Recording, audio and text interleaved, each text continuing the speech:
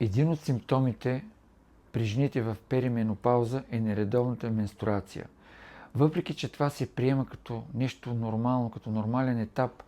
от прехода към менопауза и от лекари, и от пациенти, има един термин, наречен абнормно маточно кръвотечение, който включва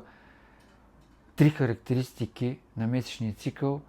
на които трябва да си обърнем внимание, а именно продължителност на цикъла над 7-8 дни,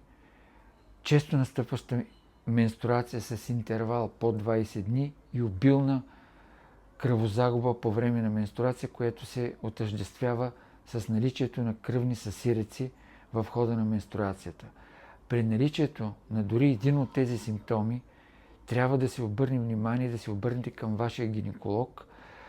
за да се извърши хистологично изследване на маточната кухина и на маточната лигавица, така нареченото пробно абразио или хистероскопия,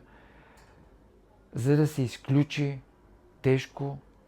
и сериозно органично заболяване като рак на матката, хиперплазия или полип. Това е единствения начин